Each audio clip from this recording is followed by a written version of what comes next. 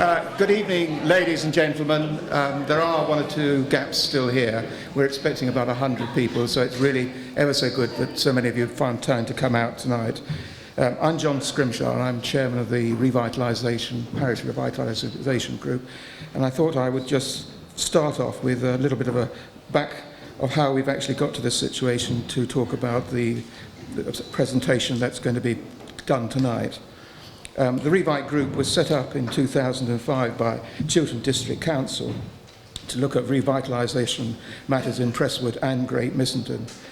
And shortly after that, we were asked to do a real survey of the whole of the area, which resulted in what was known as a CV for HP16, which was published, which set out those objectives of the people who lived in the parish as to the improvements and things that they actually wanted. Well, it has taken us a long time to get where we are, but the first thing that happened was that we set up a group to look at the designs of housing and other matters which we wanted for Great Missenden with the parish council, and there came out of that the Great Missenden Parish Vision Design Statement, which some of you may have seen, which sets out how we would like housing to be dealt with, open spaces dealt with, education dealt with, and all the rest of it. Following on from that, it became quite apparent that there needed to be a split between Great Missenden and Prestwood, because there were so many things happening in Great Missenden which was different to Prestwood, different areas. I decided that I would stay looking after Great Missenden and basically the housing problems that we were faced with down here. And Carol Eden and her group set up what was known as the PRG, which was a group of people up here who looked at Prestwood and the ideas. There were a number of the projects which were proposed at the time, and the one that was decided upon was to look at the centre of Prestwood to see if improvements could be had. And we were fortunate at the first time to get a grant from the local area forum, that's Bucks County Council, which enabled an initial statement to be prepared, which we ran through a number of people, mostly landowners and interested parties like Bucks County Council. And we were then subsequently able to get a quite substantial help from Bucks County Council, also Alan Stevens, Bucks County Councillor, the Parish Council and CDC to enable this evening's report to be prepared. Now, Ben Hamilton Bailey is a well-known person who is responsible for coming up with schemes throughout the country and abroad, and I hope that you will find this evening really good and entertaining and informative. We've left brochures on or pieces of paper on your chairs. Don't feel that you've got to fill them in tonight, because what I really would like is you to think about what's being said tonight, see what your views are. There'll be an opportunity to raise questions at the end. There'll be an open discussion. Don't just think about writing it straight down now. You may have different views by the time you go home. Send them off afterwards, and we can take it from there. What will then happen is dependent upon the views that are expressed. There'll be other consultations to see with the concept which is being proposed is one which people in Prestwood want. If people in Prestwood don't want it, it won't go ahead. It'll be as simple as that. But if people welcome the idea of it, then we can go ahead and look at the next phases of seeing how we can raise finances and actually do it. So Ben, if he's somewhere, would you like to take over, please? Sure.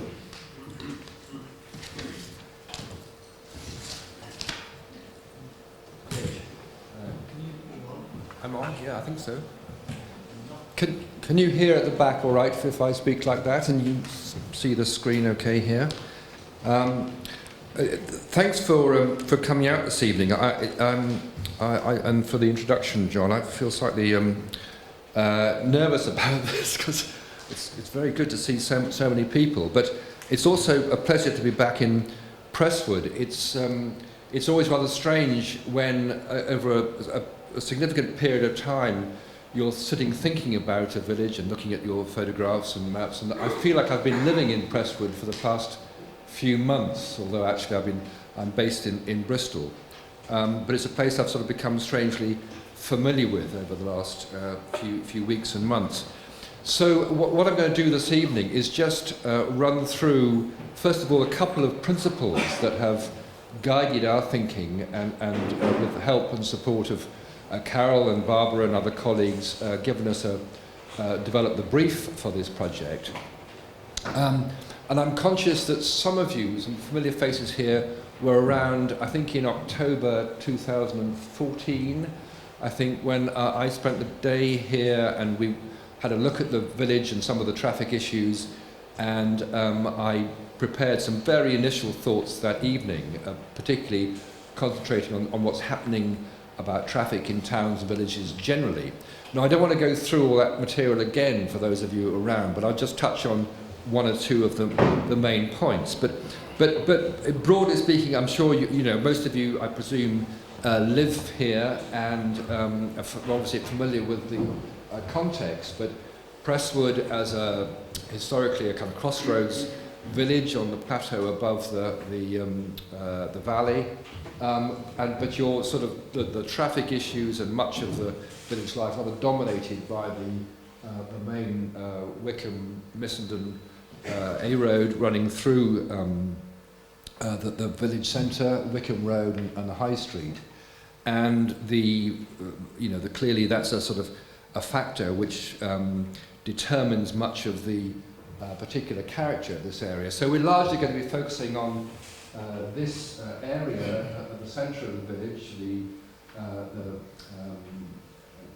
Chequers Tree Pub and the shopping Chequers Parade, of course, with the village hall where we are at the top of the picture. I'm sure you're familiar with the context. We've put together in this report for the revitalisation group, which distills a much greater set of thinking and discussions we've had about the village. And I think it's worth, a number of points emerge from this, the most important being that it's quite a big village, 6,000 odd population, I would think, 7 and a bit. It's large for some of the villages we look at, and that we had to take a realistic view about the likely resources available. There were lots of things we could have looked at in Prestwood, the Moat Lane School, the other areas around Lodge Lane and so forth. But given the times that we live in and the difficulties of raising funds, or even in the long term, we took the decision, or at least the group took the decision, and I think it was a logical one, to focus largely, not exclusively, but largely on the centre of the village. Because if you're going to get maximum benefit for the community as a whole, there seems to be good reasons for doing that, but it could be a subject for debate. First of all, it's worth reminding ourselves why this is so important. And that's really that the quality, the economic benefit, whether a community thrive, depends increasingly on having an attractive public realm. Now, this may seem a faint glimpse of the obvious, but a few decades ago, a generation back, a town survived, ugly or beautiful, because it provided a space for people to come and get goods and services. They had to do that whether they liked it or not.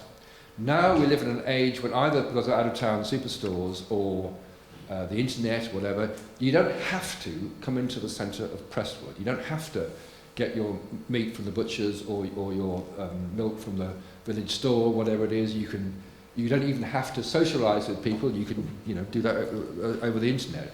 People will come into Prestwood and use it as a thriving place if they want to, rather than having to. And this change from village centres being optional places that we choose to use and support, as opposed to functional necessities, is a vital a point of awareness, why this is so important to achieve. And it's why so many towns and villages and cities over the past few years have focused very considerable effort on the quality of their centres, attracting people in for its own right, so that the public realm, as we refer to the streets and spaces that make up the public space, becoming extraordinarily important. And it's something that Prestwood clearly has issues with, largely because of the impact of the highways. The public realm is a hugely important signal to visitors, to investors, to people who pass by, about what the place stands for. In my job, I have to visit dozens of towns and villages around the country, and usually within 5 minutes of the railway station or bus station, whatever it is, there are a million little sort of clues that tell you about what the values of particular place are. For my apologies to Torbay, but you know what I mean. It's little details which can become so important in framing the perception. Things often we don't notice if you live here all the time, but as a stranger, as a visitor, immediately strike you. And whilst those little details on their own don't matter so much, I have to say that Prestwood Centre has clearly eroded in quality over the past few years. Little bits and pieces really associated with the impact of the highway have not been made for a very favourable environmental quality to the centre. Now, we also know that above anything else, the quality of towns or village centres is determined largely by the relationship between traffic and other activities and people. And increasingly understand that drivers' awareness and response, and particularly speed, is determined more than anything else about their expectations and awareness of what's going on around them. If we drive through a marketplace, we drive differently, we behave differently to whether we're on a motorway or a dual carriageway. So that understanding how we can establish a relationship between all the important activities that need to take place in a successful village centre is really the focus of much of our work. And if I can describe what we're trying to get away from, I use a Saatchi and Saatchi safety campaign poster from 1981. This was, some of you may remember this, it was a campaign to discourage child pedestrian casualties. But what it did was to reinforce the curb as a psychological as well as physical boundary between two quite separate worlds, fairly severe penalties for crossing that boundary. Incidentally, it's not surprisingly parents increasingly from that poster onwards took the decisions to increasingly drive their children around, not allow them to walk or bicycle or whatever it was to school. They maybe died of obesity further down the line, but that's not the Department of Transport's department. But of course it doesn't necessarily, this approach, make this segregation of life and traffic doesn't particularly make for successful town centres or city centres. And of course the reality is we do have to make a false move. We do have to cross the road in places that are not necessarily formally recognised. The other thing just to point out, and you file this under dull but important, is the publication a couple of years ago of the government's new policy statement about streets, Manual for Streets. And I don't recommend you read it unless you're an insomniac, but what it did was to, very importantly, stress for the first time in many years the importance of streets as places in their own right, as well as corridors for movement, and the need to try to balance those multiple functions rather than what had been the case in focusing fairly exclusively on the traffic engineering and highways movement. And I think this is important, and this slide, forgive me, but this is perhaps the only really theoretically important slide I have, that we will need high capacity, efficient highways, motorways and trunk roads and so on. And for them to work well, they have certain characteristics. They're heavily policed by the state. We accept the law and rules about speeds and what have you. They're linear and consistent. We expect them to be predictable, systematic and so on, and a very simple relationship between signs and markings and so on to know how to use them. That's fine. That's what makes for good highways. But the more we learn about what makes successful public space, the public realm, the more we appreciate that exactly the opposite applies, that public space, when it's heavily regulated by the state, is rarely successful. By contrast, successful space tends to be concentrated on the space rather than the linear aspects, concentration on the multiple purposes that take place, the context. We like it because it's slightly unpredictable. We don't quite know who we're going to meet or what we'll find in the shops or in the pub or whatever it is. And we rely on a very much more complex range of human communication skills, how we dress and how we behave and what have you, in order to negotiate and manoeuvre. And the difficulty that has faced many towns and villages is that those two important worlds, when we try and mix them at the same time, you get the worst urban environments, because is this highway or public space? It doesn't work very well one or the other. it tends to be the least successful economically, as well as the poorest highways in terms of accidents and congestion and so on. And this is important. Whilst it's nowhere near as bad in Prestwood as in some places, I think the centre, with the curve of the main road, in a way represents a confusion, an uncertainty about whether this is highway or whether it's Prestwood as a place. So that I think our job is to try to rethink that balance, maintain the highway, the important needs for movement, but find some way to reconcile those two movements. Now, we've drawn on a lot of past experience working with other communities. A few years ago, thanks to Dorset County Council and others, we put together a little document called Traffic in Villages, which was the basis for some of the discussions that we had earlier in 2014. And some of the principles that's available on the web, incidentally, if you need it, on our website. But that touches on some of the things that from our experience and research, seems to help villages to reconcile those differences. And one of those important things is the transition between the highway world and the public realm. How you know as a driver when you've moved from the context of the high-speed highway into the low-speed, multiple-use context of a village. And you see lots of towns around the country putting a lot of effort into handling how you manage that transition, and there's lots of ways it can be done. We outline some of them in that book. It's easy to get that wrong. I mean, so many highway authorities, I don't want to be too unkind to Somerset County Council, but I mean, this is not Stratton-on-the-Foss. I hope you all agree with me. It's a Beechwood near Stratton-on-the-Foss. Drivers are not stupid. They know that this isn't Stratton-on-the-Foss. All this expensive kit costs a fortune.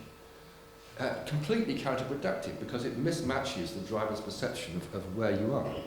So it's really important that the transitions accord with our understanding and perception of the village and its boundaries and so forth. And that's one of the themes that we'll touch on later on. It's particularly difficult actually in Prestwood because of course you're a fairly linear, quite a long linear village. You're historically made up of a number of hamlets which came together. And so the boundaries of the village are not as clear as in some more defined crossroads villages. So that the boundary between Great Missenden and the edge of Prestwood along the Martin's End Road, is it? They kind of almost the outer edges of Missenden kind of blur into Prestwood. And whilst there is the start of here. It's quite difficult as a driver to perceive the change, and to some extent that's also the case south of here towards Kings Hill and so on, because there's a number of sort of suburban settlements that blurs the boundary between the village and even as far in as this bend with Clare Road and Clarendon Road, is it? You still got all this sort of highway impedimenta coming in, and this I think is one of the things that contributes to the problem that I know you have here about the resulting speed of traffic in particular that is of concern not just in the centre but elsewhere in the High Street and Wickham Road. Now speed of course is tended to, in the past, we tend to discuss speed pretty much solely in the context of speed limits. And whilst I think those are important, I would urge you not to start with the question of speed limits, but ask ourselves the question, what speed would we like traffic to be moving through Prestwood?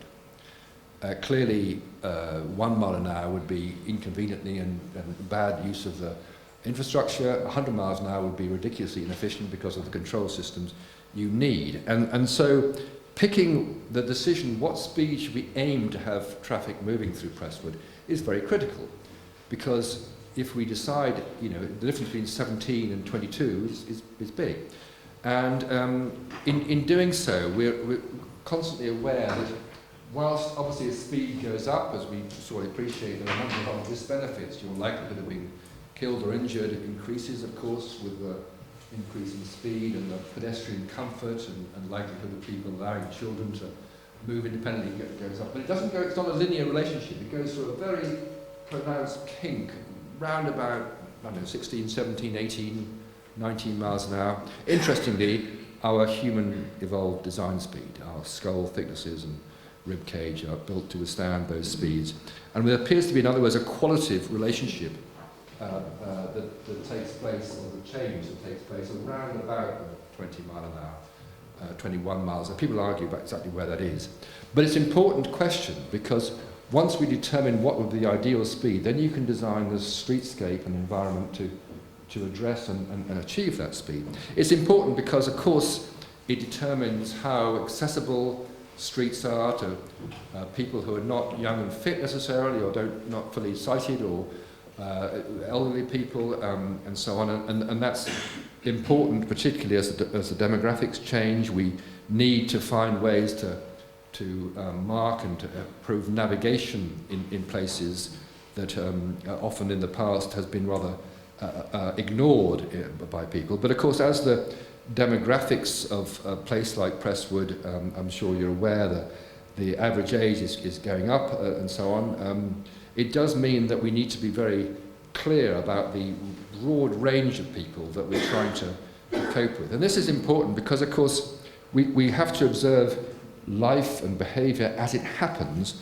and not necessarily how the traffic engineers would like it to happen. You know, the reality is that people cross between the doctor's surgery and the pharmacy, the chemist. Of course they do. That's human nature. And so that trying to design for the realities of the situation that you have in Prestwood becomes important. Now, the speed is important. There's a whole number of ways in which we know we can influence speeds much more efficiently than speed limits, through things like this example, the use of a median strip, breaking the carriageways down into different areas. This example in Hennef in Germany was a famous one. We discussed it last time. But also the visual, the apparent width of streets is important. This example from Petersfield in Hampshire, particularly whilst there is a bit of on-street parking, the driver reads the width of the street as that, not curb to curb. And you've got very clearly defined places where people are likely to cross the road. So it doesn't have to be particularly elaborate, but finding ways to change the apparent speed profile. I'll touch on Poynton briefly later on, but the entry point into Poynton, we talked about transition zones, a very, very strong contrast between the dual carriageway that approaches the centre of this village in Cheshire, and we've used every trick in the book to achieve the 16, 17 mile an hour design speed that works in Cheshire. Narrower apparent carriageways, although you can drive the biggest truck allowed on the road through there fine. The driver perceives that as being narrower. There's a lot of what we call edge friction, interesting stuff in the driver's peripheral vision, and a focus on placemaking, of which more later. And this idea of how we make spaces which can still cope with traffic, even fairly high volumes of traffic. There are many examples that we've drawn from this one in near a place called Brühl near Cologne. But it's a space I like very much because it copes with fairly high volumes of traffic, but successfully creates a very lively and economically thriving space.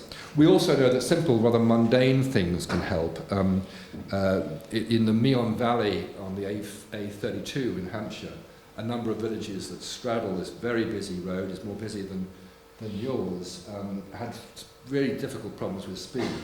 And of course, what's happening here is that the drivers are being facilitated and encouraged to sweep around this corner faster with chevrons and white line, and ignore the pub on the corner. And some very simple, very cheap, just removing the white lines and creating a little bit of reference to the village centre and the pub was enough to dramatically it reduced speeds by 3 to 4%, which doesn't, 3 to 4 miles an hour, which doesn't sound very much, but boy, it makes a difference in a village.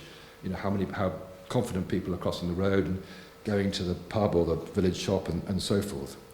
And we also know that it's important that buildings have some even tenuous relationship with the street, that the street forms part of the environment through which we work. And this example is a French high street, but you can see how the church here has a sort of very simple conversation, if you like, with the street. That driving past, you become aware of the church and its activities and so on.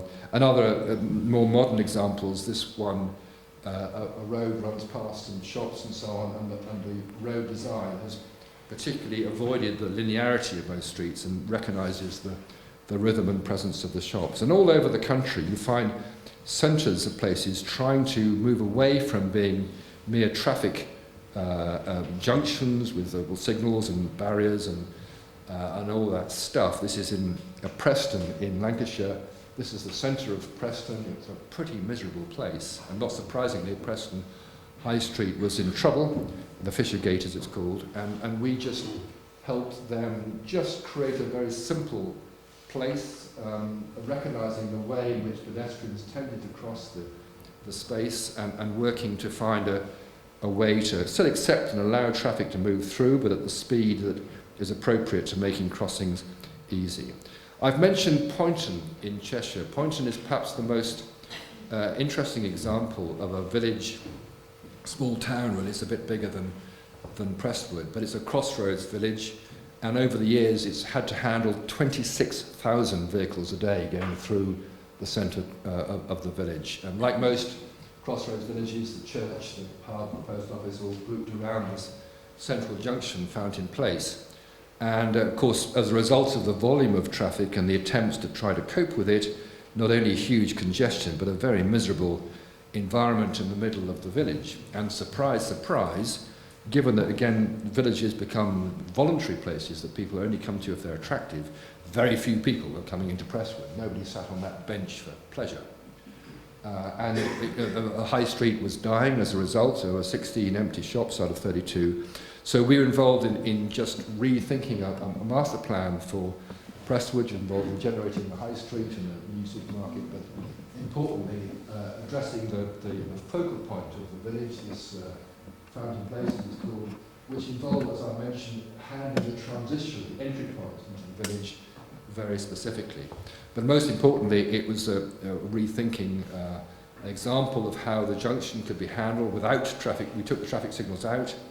We narrowed the approaches to the junction so that they achieved 16, 17 miles an hour approach speeds, and we allowed drivers to think for themselves about how they handle that space. There were sort of informal roundels. People say, "What's the rules here?" It's up to you. Okay. But Poynton has been in place for four and a half years now, and it's a space which has, through a whole number of these measures, achieved for Poynton was the ideal speed, and of course because don't do it to me. The junction in constant use, the congestion dropped significantly, but this slow, continuous movement of traffic meant that the speeds, even the high volumes of traffic, were compatible with lots of informal crossings at these courtesy crossings. This fellow here, the drivers can cope with that very easily, and it meant a kind of transformation in the relationship that drivers had with those, not only with each other, but those people around them. So there's awareness of, before we worked on Poynton, people would not believe that it's possible for truck drivers on busy schedules to respond to grandma crossing the road or whatever it was. But of course, when they feel part of the village, that relationship changes. It doesn't make any difference to their journey times at all. In fact, it improved it a lot because the congestion dropped away. So in a way, the principles, whilst Poynton very different from Prestwood, of course, many of those principles become important. Certainly Poynton changed its centre from being a pretty miserable place to being somewhere that drew in lots and lots of local people and visitors, and the footfall and volume of people hugely increased. And I'm going to sneeze.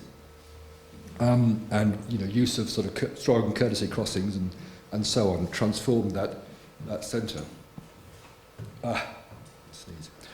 So anyway, to Prestwood itself, and I'm conscious I don't want to take up too much of your time, but clearly the focused attention on what feels like to any visitor being the heart of the village, the main area of shops, the important Chequers Street pub and the village hall where we are now, and so on. So we kind of focus particularly on the stretch between the junction of Clare Road, Clarendon Road, and the chemist and that area of High Street. There was a lot of thought about the High Street as well, but we think that that's the area to concentrate on. And clearly, there's an uncomfortable relationship at the moment of traffic with pedestrians in that area, the speed of movement around that sweeping bend in the road. And of course, it affects a number of places in Prestwood, particularly the High Street, where despite the signal control crossings, so you still have to employ a crossing patrol, school crossing patrol, whatever they're called, officer, lollipop lady, to handle some of the movement. But it's that sweeping bend which I think fundamentally defines the highway character of the centre of Prestwood, and I don't think it's doing you any favours. It's not an easy area, I have to say. Of all places I've looked at, you've not been dealt a very easy hand in Prestwood.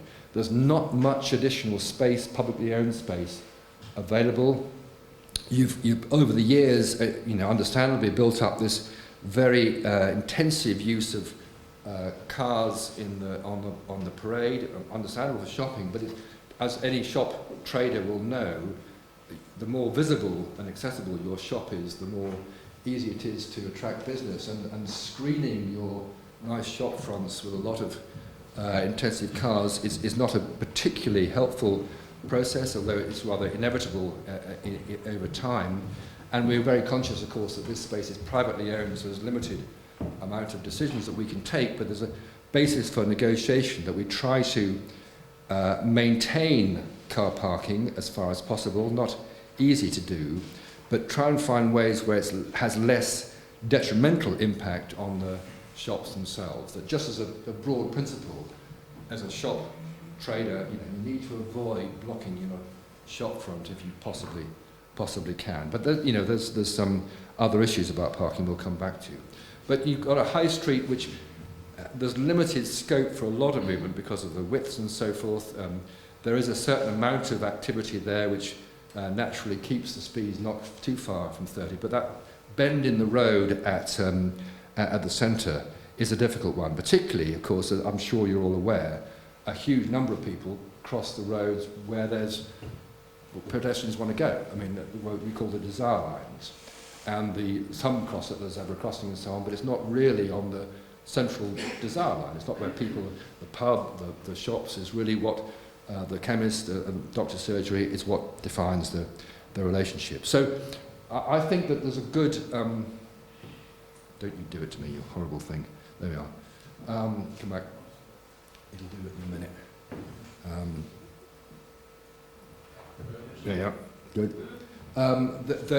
We've therefore obviously focused our attention particularly on this corner, but I also just touch on the approach particularly from the south here and also from the east at the start of the village around about the Green Man. But principally we've been looking at the space around the centre. And as I mentioned, there's actually not a lot of publicly owned, this little bit here, and odds and bits, but it's not a very easy space to deal with. So Carol was insistent that with the Prestwood group that we had to think about this, so I spent a bit of time lying down thinking about it, and wondered whether there was a way in which this space could be readapted. And so, as I mentioned, we had to focus attention on this stretch and a little bit on the entrance up this included the junction with Clare Road, and particularly thinking about what could make this crucial space work better. And it's fortunate in a way that at the time the pub, the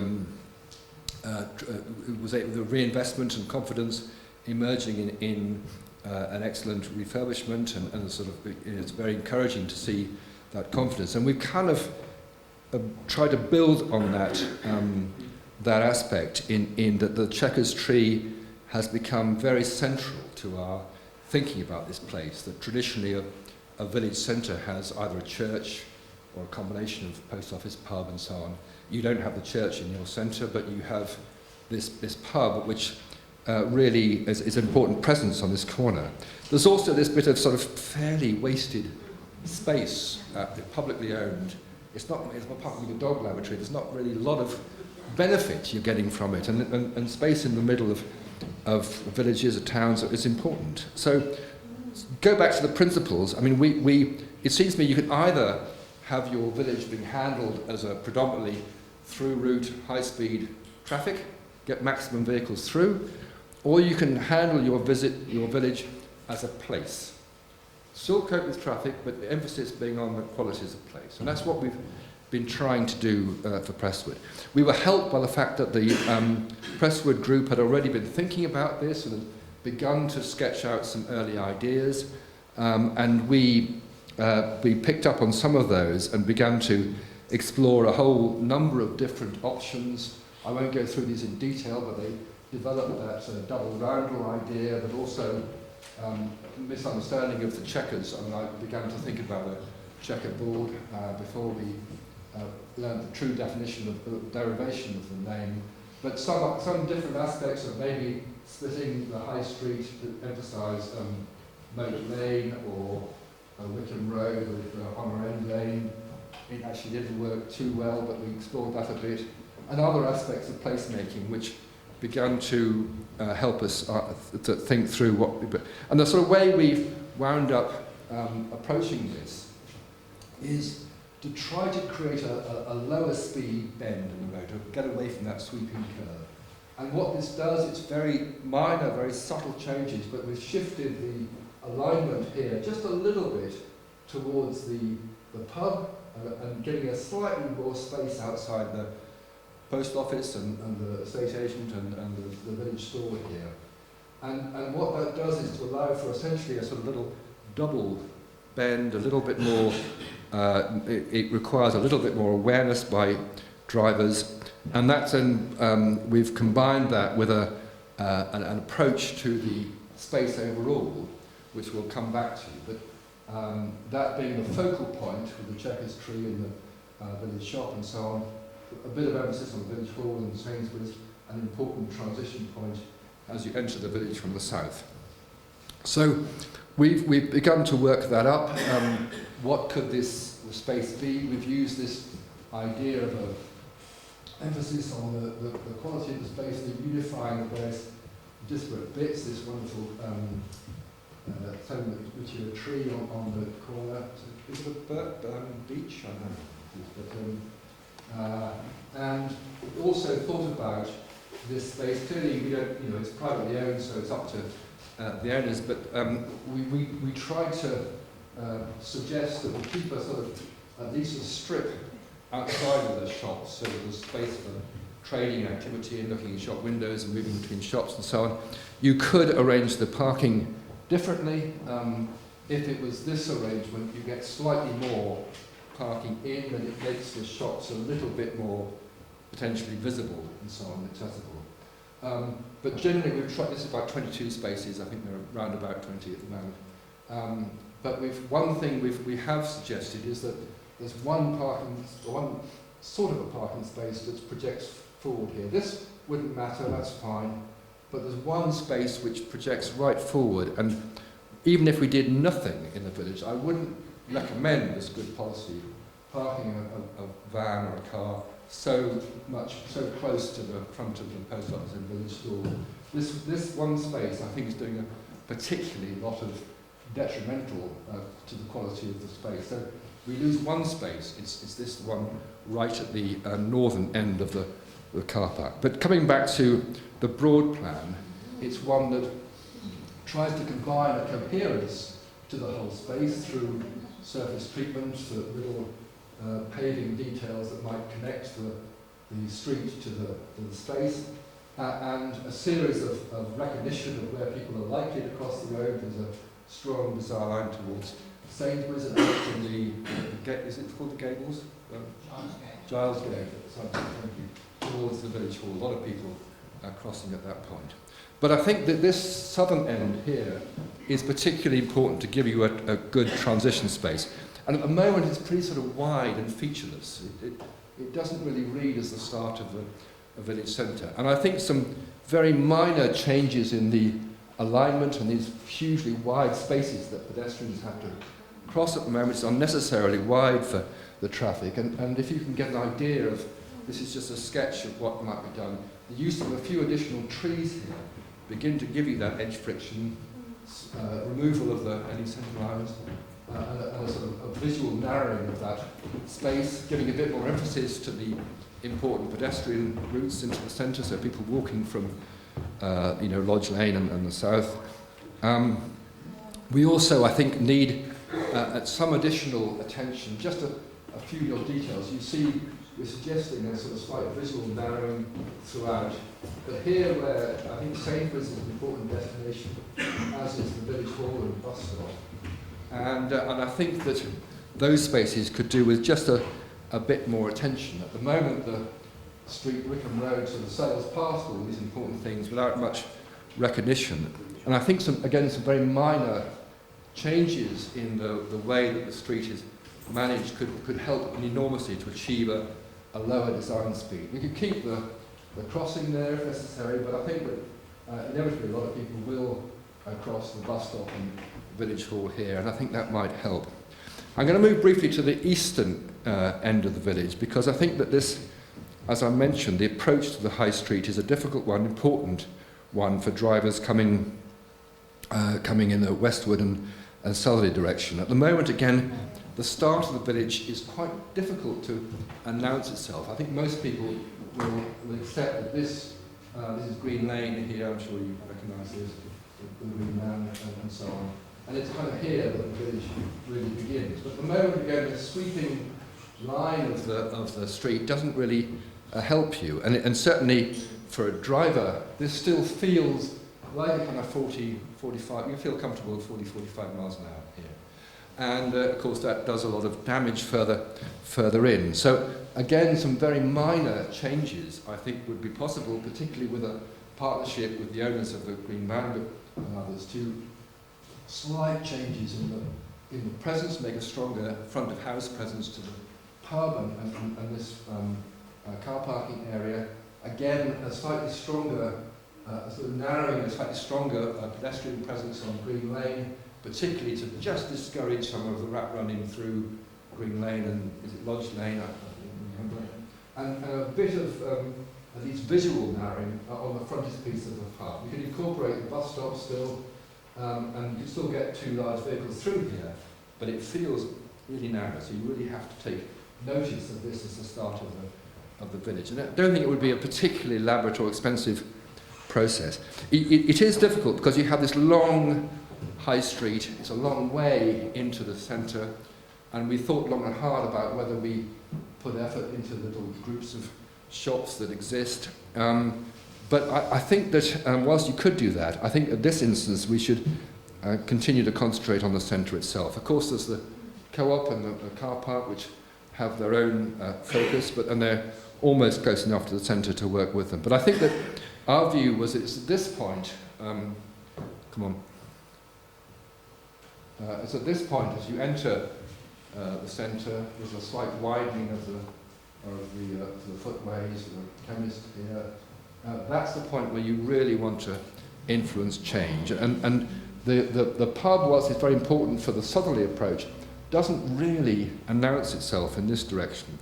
So this is the sort of approach that we've suggested, so that this sort of notional ring is combined with encouraging and accepting and pointing out to drivers that this is likely where people will cross. A short area of median strips helps to create the right approach speed environment, and a focus, which I'll come back to, on a space that sort of extends the space of the pub, essentially, although it's still public land, maybe around a tree, it could be a checkers tree, of course, with the other measures. Now, of course, there's a few cars inevitably in here, but we've left those out just for clarity. But our key approach for the centre would be something like this, so that there's a sort of double bend which keeps the speed down. this creates a sort of coherence to the space. You couldn't mistake it for anything but the centre. We maybe include a little bit of additional bicycle parking up somewhere on this corner. There's a little bit more over here on this side. We want to connect the space outside K's and Honorary Lane and so on to this. Maybe this could be combined with the car park and terrace of the pub, but that's up to negotiations with the pub and so on. But also particularly pick up on the shop here and the doctor's surgery route to the chemist and so forth. So just to sort of explain how that might work, this of course you're familiar with, this sweeping bend, fairly wide mouths to Honorary Lane and Moat Lane, and this rather screening approach, particularly with parking of that big white van there. But I think that an image, forgive my sort of very rough sketching of this, but something like this, I feel, would give you back a strong semblance of the centre. I think that this tree could be an immensely important way of connecting Chequers Tree pub to the space, and of course, particularly minor changes in the fencing could allow this a bench around there to form a focal point for both traffic in both directions. There is a very slight realignment of the road in this direction. It gives you a bit more space here. You could park a couple of cars here, it doesn't matter. Bit of bike storage there. Because I think that with the lower speeds, you'll find the bicycles come back. They're rather notably absent from Prestwood at the moment.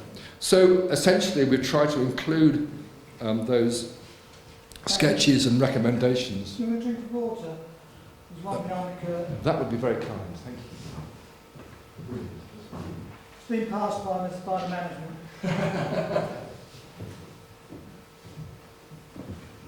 That's fine. So we've put these together in the report, which I think will be available on the website, and certainly there's a PDF version which can be emailed around. And I hope that these thoughts provide at least a starting point for much further discussions. It's a long way to go still for what Prestwood might become or might develop, particularly the centre of Prestwood, over the longer term.